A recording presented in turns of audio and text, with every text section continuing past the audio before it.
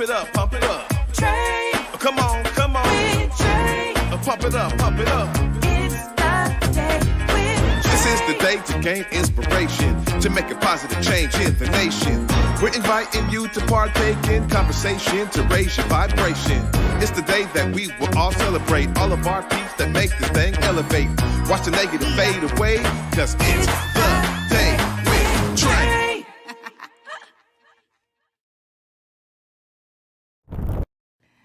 Grand Rising, everyone. Welcome to the Day with Trae. I'm your host, Trae Holiday. I want to welcome you to another amazing episode this week, right here from the Paramount Theatre. Huge shout out to our partners, STG Presents, and of course, Elite Collective. Amazing collaboration happening here for this entire week of dope episodes where we are diving into this 100 days of action and 100 days of peace. What does it look like in terms of all of the perspectives that can be involved when we're talking about safety of our communities? And today we're going to be talking to some violence intervention prevention specialists right there from Harborview. So we're going to be learning about the medical side of all of this. And later on in the show, be talking to a licensed mental health therapist who's going to also be sharing her perspective on how she's helping families deal with a lot of the trauma that comes with gun violence. So we are continuing this conversation, of course, but it's also the top of the show. So you get to continue to support us. Go ahead and share this show with folks who you feel could benefit from the daily dose of dopeness we work to give you here on The Day with Trae. And if you can't watch our TV show, we still have you covered because you can listen to us anywhere you find your favorite podcast. Just search Converge Media Network and The Day with Trae. You'll find us on whichever platform is your favorite. There's a lot of them, okay? And we're on all of them. So go ahead and search for us. You'll find us there. Well, up first, I'm excited because I got Tarrell and I also got Paul from Harborview. What's up, y'all? What's going on? Man, it's a great day to have a great day, right? No, it's a great day to have a great day. Now, y'all, the perspective y'all have is very different than I think what we've heard throughout this week. Y'all are right there in the hospital. Tell us a little bit, because we know Harborview is where a lot of our gunshot victims get sent. I just want to know a little bit about your work and give us that kind of background. I'll start with you, Paul. So when someone comes in, we are immediately referred to by the emergency department social workers, I should say. And from there, we will either meet myself or Tarrell.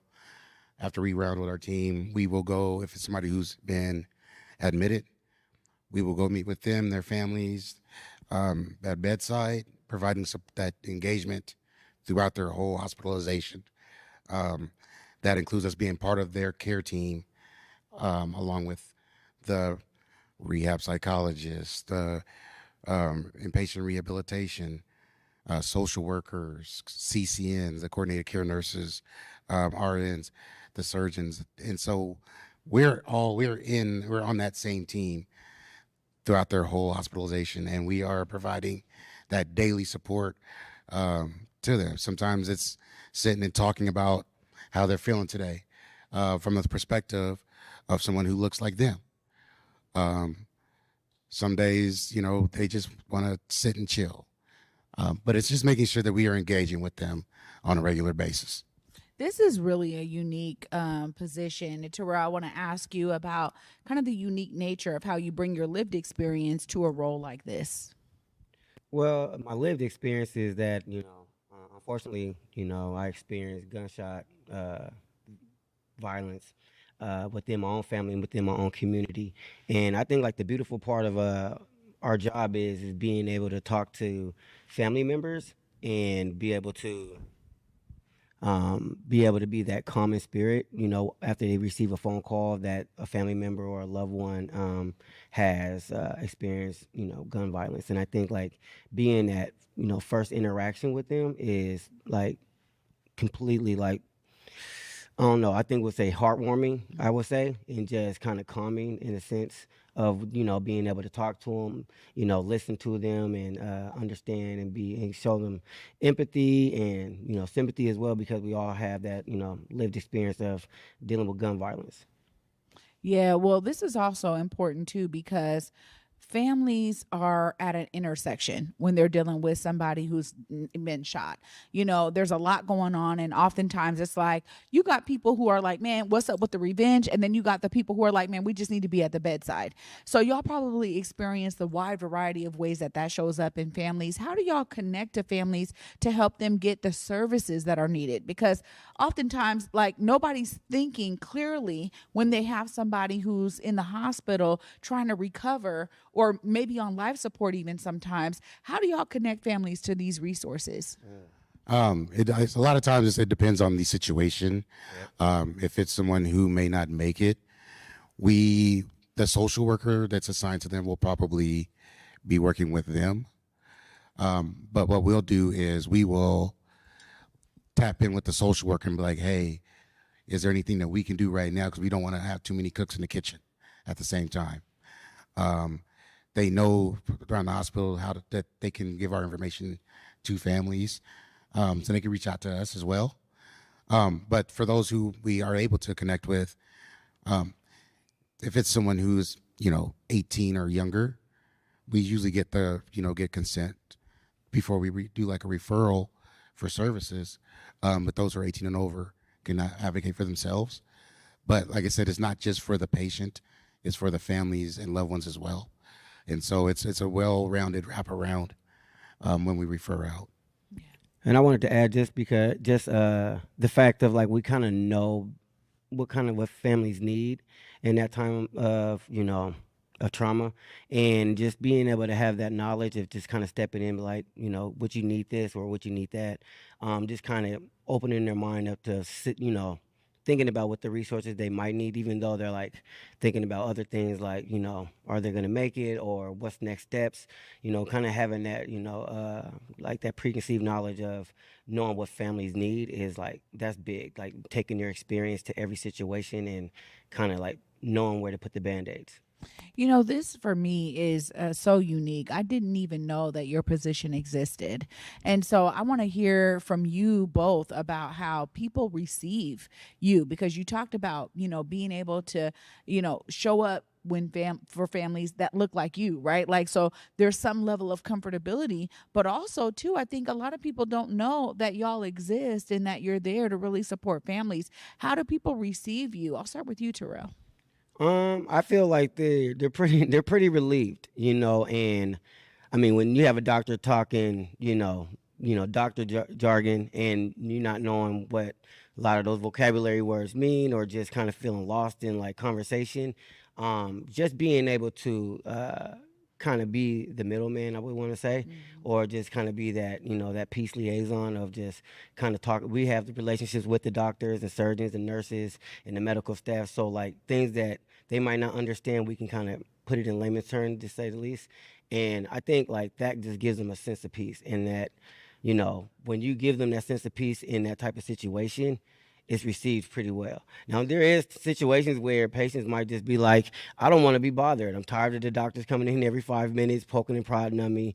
I'm tired of the social worker coming in, and whoever, spiritual care, whoever might come in. So, it's received in both aspects, but for most part, it's pretty like positive. Wow. I can only imagine. Paul.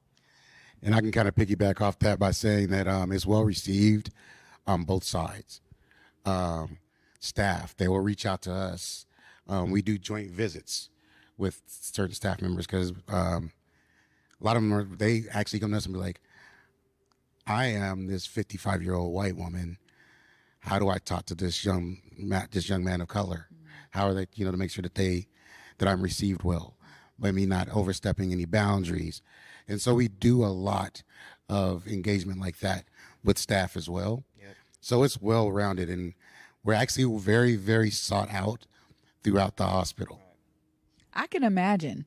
Honestly, I could imagine that, I used to work in a medical environment, and the idea of having a middle person to like, hey, help us navigate. Because oftentimes, no matter even if a doctor has the best bedside manner, there's still a cultural approach. Right. And so that has to speak volumes in the work y'all do. But I can also imagine that requires some level of partnership. We've been hearing from amazing organizations that are on the front lines doing this work and that are connected even as folks are in the hospital. How are y'all involved in that kind of ecosystem when we think about this 100 days of peace, 100 days of action? How are your roles? How do they kind of play a part in that in terms of partnerships with some of these amazing folks in the community? Like I said, when we have an active referral system, we are engaged in weekly meetings with these community organizations as well. Some of them twice a week, because we want to make sure that everybody's getting the services and help that they are being referred out for. As this is like, we've been doing this is what, 3 years. It'll be 3 years in October. We're still realizing there are gaps in certain areas. And those are things that we are working on going forward. And these are things that we're bringing to the table also. So it's not just like we feel ignored or anything. We know that there are certain ways that things got to be done. But I think that like once a lot of these gaps are filled, we'll have more of a steady flow of things. But for now, what we're doing is we're getting those referrals out. We're meeting to make sure that people are engaging with these patients and families. Like I said, if not just once a week, twice a week, meeting with them to find that out.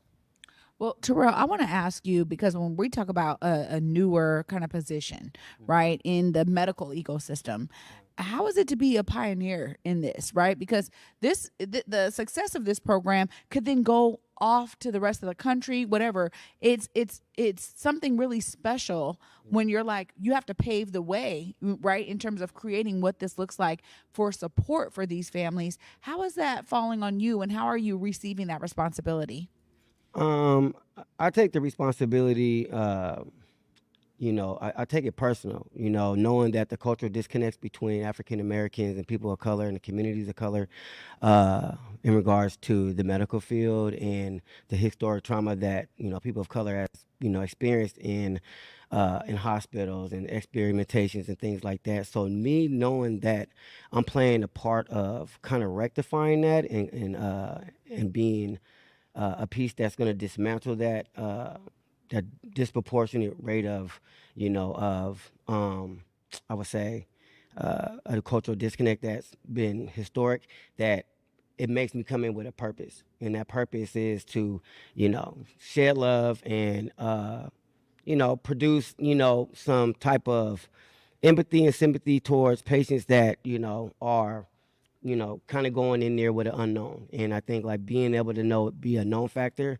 and also knowing that like the community-based organizations that we partner with are familiar and people that I know and respect in the community. So when I have those conversations with patients, I kind of already know where to gauge and direct, their needs. So I think that's just one of the, amazing parts of the position, I guess. Well, lastly, when I think about this ecosystem, everybody plays a part, and y'all are here to really showcase how hospitals are a part of that. The fact that y'all both are at Harborview speaks volumes to a number of cases that Harborview sees. We know it's insurmountable. I've heard from so many other folks in the medical ecosystem about just Harborview specifically. But when you think about the role you all play, thinking about it on a grander scale, the role hospitals play in all of this, just give us your perspective on that, because this 100 days of peace and 100 days of action is an intentional focus, right, on what can be done. And hospitals definitely have a role to play in that. How do y'all see it playing out? Well, I mean, outside of where the incident occurred, that's ground zero. That's where the patients are met, seen, cared for, and taken care of. And I feel that if the base is strong and the roots are strong, then everything that branches out, will only be stronger. So I think that, if where they are, receiving their medical needs are, has a strong foundation, again, like all the other resources and things that are going on in the communities that, are going to service their needs it's going to fit into a perfect circle to me. Yeah, yeah. Well, I really appreciate both of y'all for being a part of this amazing ecosystem. If folks are trying to tap in, figure out ways to either support, I mean, y'all are seeing it from a very unique perspective. Just look right there, Paul, and I want you to tell folks how they stay engaged, how they can participate in this 100 Days of Peace. Well, I mean, what more can I say but say engage, engage. A lot of people say that there's all these issues in the community, and a lot of those people aren't even in the communities.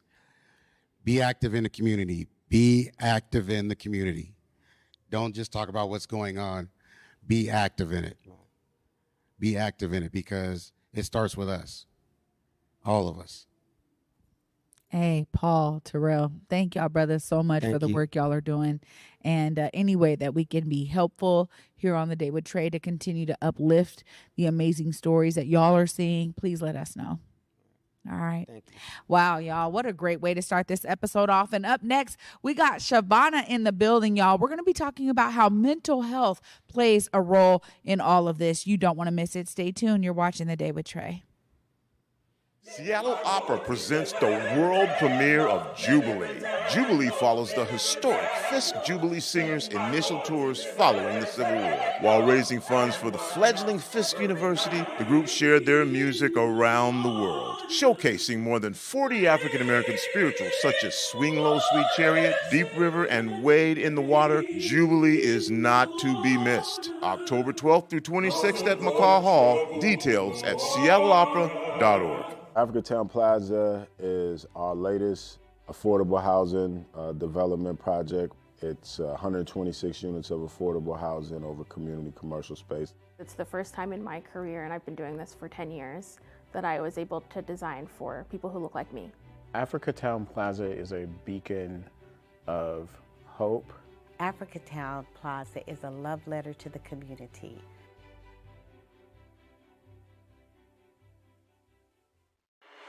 You on my mind a lot, don't need no time watch. I don't know how I got you in my pocket spot. Yeah, that's babe, need you every day. You seem like the barging down, got my heart no barging in. From the bed to the floor to the couch, might wake the neighbors up, break you in and break you out. In the end, we gon' make a child, then we gon' hit the shower. Part 2, we don't need no pause. You miss me, we gon' get tipsy, don't need a power slide. Copy my steel, face the fact that, copy my steel, face the fact that. Here on Back to Vesa, it's always been important to me that we uplift stories from across the region, and that no matter where you live in the nation, you never have to miss a moment of the show as we continue to highlight the beauty, excellence, and resilience of our communities across the Pacific Northwest. Why? Because representation matters. So no matter where you live, be it the Central District or Centralia, Portland or Pullman, or anywhere across the country, I encourage you to join me on this Back to Vesa journey by downloading the free Fox Local app on your phone or smart TV as we continue to elevate the very best in our communities. Welcome back, everyone, to The Day with Trae. I'm your host, Trae Holiday. Joining me right now is Chevonna. Chevonna, we have been talking about all of things related to gun violence, safety of our communities, but I'm so glad that you're here to give us some light on how mental health is a critical part of this. Tell us a little bit more about how folks can really understand the importance of mental health when we're talking about the safety of our communities. Well, first of all, as we're talking about the safety of our communities, we're talking about healing, we're talking about many, many layers. So we're looking at the dynamics associated with that individual. And most times people will look and say, why would that individual make that decision? However, what created that individual was a family system, a community, different systems like the legal system, the court dependency system, judicial systems, our political systems, and layers and generations of dynamics.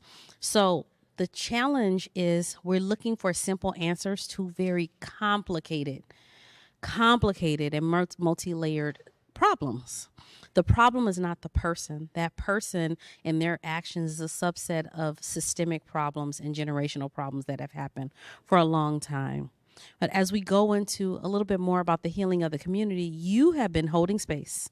You are our community hero. You are just sacred. This is my first time sitting down with you, but I know you. I know your spirit through everyone who speaks about you, and you've been holding space all week for all of the stories of individuals, and you care. You are Seattle. You care, you love, you report. How are you doing? Wow.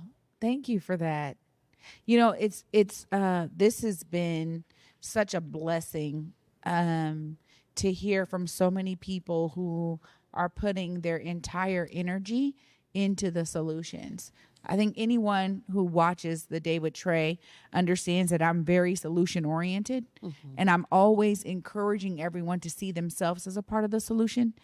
It just became my moniker because I just believe in it so much. What can everyone be doing? Everyone plays a part in this. So for me, I'm just filled.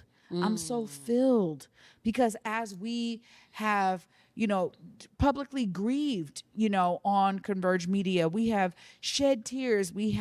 I've learned about my little cousin dying while I was on set. I mean, there's things that have happened here in a media space that have been on the opposite end of what I'm experiencing this week as we talk about the solutions and we encourage folks to be engaged in those solutions. So thank you for asking, because it's important that people understand it's real when we talk about you actually have a role to play. How does that play out in the work you do? Because oftentimes folks don't recognize that they need mental health until something happens, and then they're trying to react. Absolutely. Often we are reactive in our communities. That's what ended up leading me to be so involved with community passageways and our community here in Seattle. Unfortunately, it was tragedy. And people with the most hurt tend to be led to me. And for whatever reason, I've been given the gift to sit with people in that pain, people who don't know therapy, don't like therapy, don't trust therapy, but able to connect with and help them walk through that journey. But especially for many of the folks that you had here on the show, the people who are taking care of everyone else, our heroes, our people who take care of the community, our crisis intervention workers, our community violence interrupters. When we're looking at that healing, we want to make sure that we are buffering and giving them soft places to land, skills for when they are triggered, skills for when they have emotions that they don't know how to manage while they're out there. Like you said, you learned about your cousin. Most people with lived and living experience, because the experience didn't stop when they lived it. It's still they're living it today. Some of those layers of things that they've experienced are still affecting them, and they have to get up and go to work. And they care about the community, so they get up and go and work and go to work and take care of the community. So we need to make sure that we're providing with the skills, the support, and the resources. How do you know when a bad day is really depression and I need to get some support? How do you know when anxiety is either, how do I know when I'm just kind of making it through something and I'm a little nervous, or am I really struggling with debilitating anxiety? Because there's support for all of those layers of needs. There's support there, and we're not expected to be robots. Oftentimes in the African American community, we haven't been given the luxury of being able to feel, lean into those feelings, work through those feelings, and get to the other side of them. But what happens is we either implode or explode. Those feelings have to go somewhere. Our feelings have to go somewhere. So we want to give the tools, want to give the strategies, want to give the support, especially to our folks who are caring for everyone else. We want to care for those folks. And we want to make sure that people can destigmatize mental health services. It's like the gym for your emotions. Some people, when they're struggling with their maybe a health issue, they go to the gym and they start working out. But do you stop working out when you get to maybe achieve that health goal or that fitness goal? No, you keep going to maintain. Not only people who have health issues go to the gym, right? Or maybe people who have body health issues go to the gym. People go to the gym who want to maintain a level of wellness and well-being physically. Mental health services are the same for your emotions and your mind. We need to take care of our emotions and our mind, and there are people who look like us and who understand us, who can support us through that journey. This work that you do is so vital to all of it, and I'm just so moved by everyone this week because it's a true testament to everyone doing their part, but also it takes a level of intentionality for a professional like yourself to say, I'm going to utilize what I learned and the skills I have now to benefit community. Tell us a bit about that choice you made to make sure that you are servicing those who are servicing others and that you're there for the families in their most critical time of need.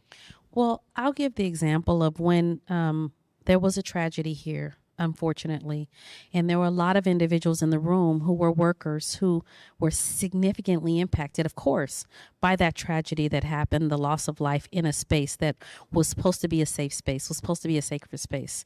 What we had to take into consideration is many of those workers, as impacted as they were, had never been in therapy, had lived in living experience, so maybe served significant time were incarcerated for decades, and were passionate about this work, so they were extra impacted. They had lost individuals to gun violence and came into this work to fight to eradicate and create change, and then it happened right there in front of them. But having someone sit with them and hold space who and offer that crisis intervention service who maybe didn't understand and wasn't connected with.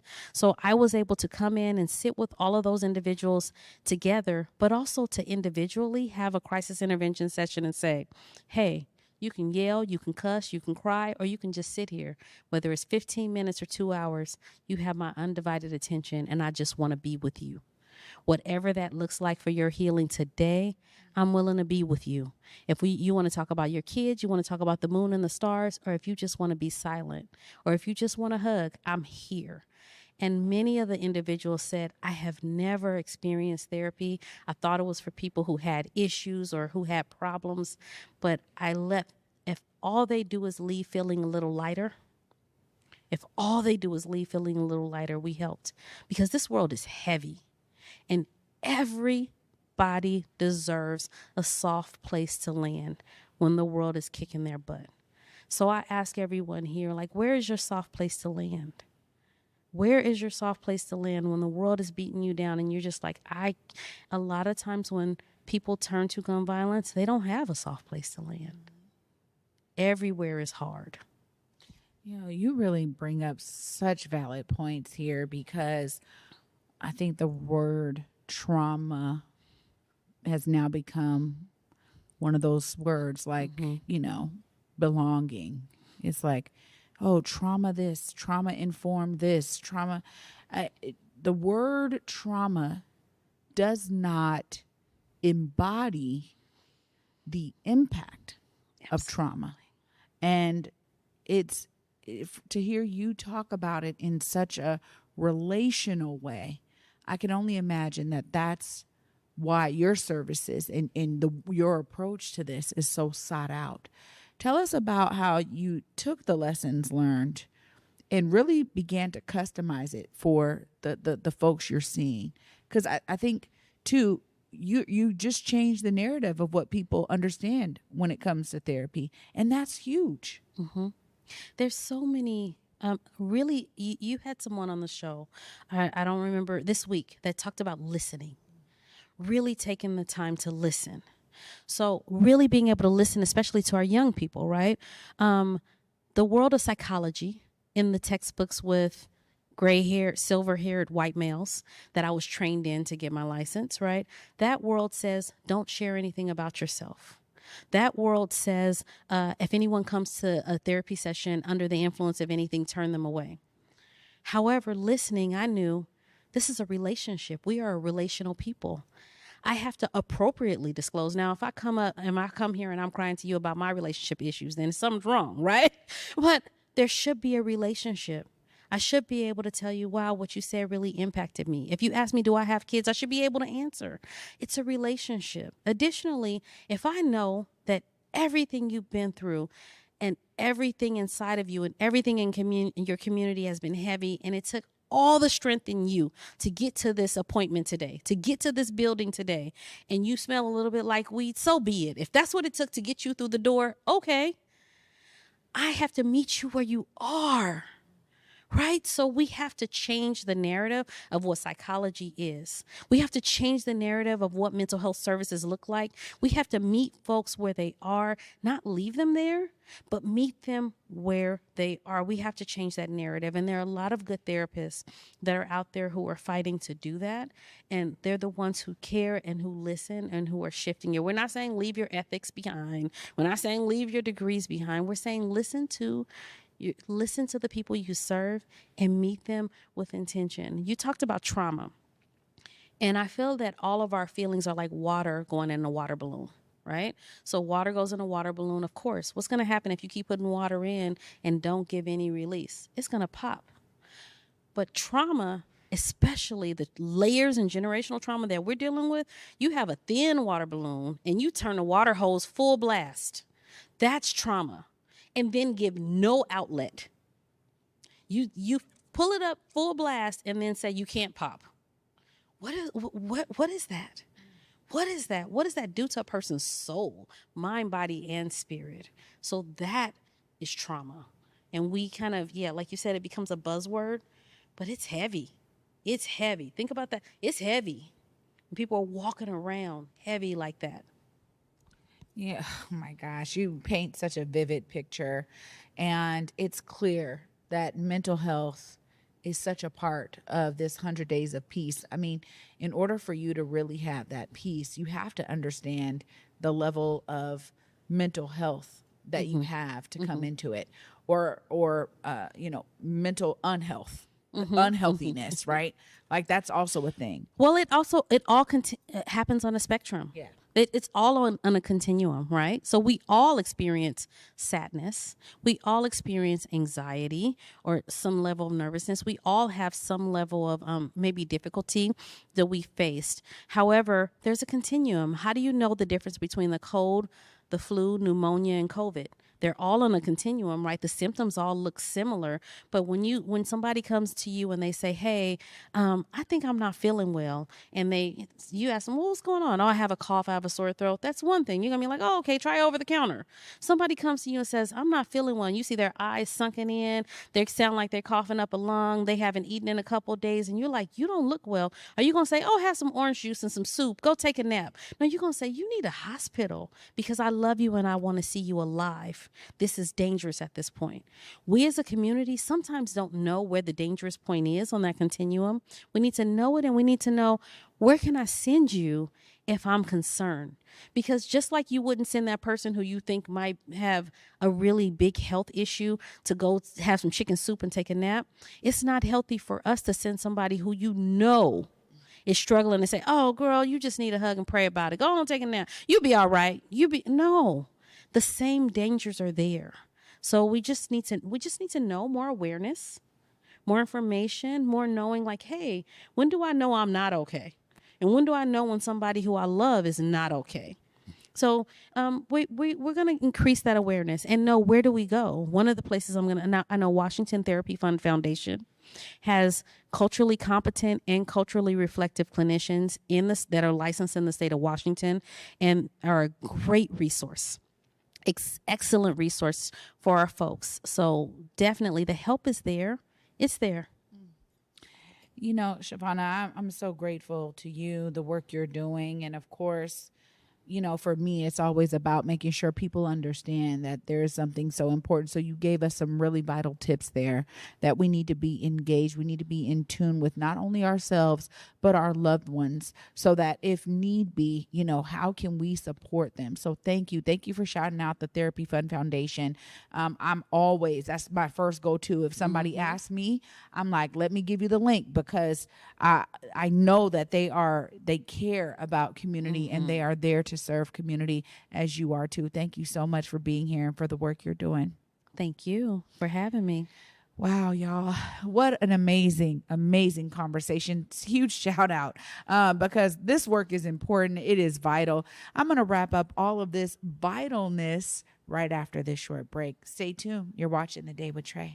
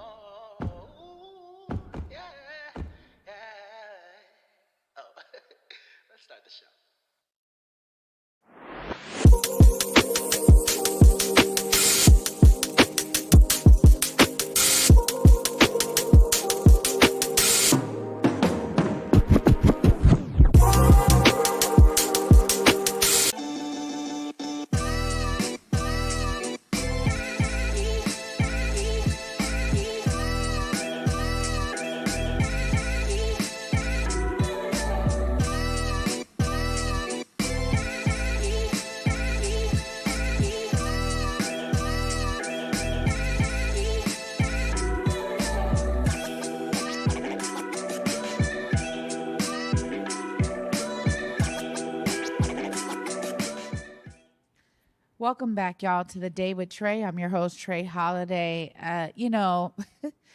This is just phenomenal work, and I'm so grateful that the Day with Trae gets to host such amazing guests. Huge shout out to my guests today, Paul and Tarrell, the intervention prevention specialists right there at Harborview Medical Center. And huge shout out to Chevonna.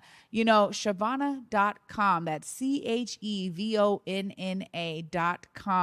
That's where you can connect with her. She is really passionate about doing this work for groups, as she shared, who is serving those who are serving others. That's what she's about. So if you are someone out there that needs that support for your staff might be frontline, your organization might be frontline, serving community members, and y'all need that kind of level of care and support. That's what she's here to do. And honestly, it's a beautiful void that she's filling, because someone with her expertise caring for others that are out there caring for everyone else is so vital. She asked me, how am I feeling? How am I doing as I carry this? And I meant it. I am so filled, because the solutions abound in our communities. We have the solutions, we have the answers of what our community needs, and all of this work just needs to be supported on a grander scale. So I'm so grateful to all of the guests who showed up today and are a part of this amazing 100 Days of Peace and 100 Days of Action. What are you going to do in terms of your action? Get involved, get engaged. You too are a part of the solution, y'all. I'm going to wrap up this amazing week tomorrow, and until then, at 11 a.m. Peace.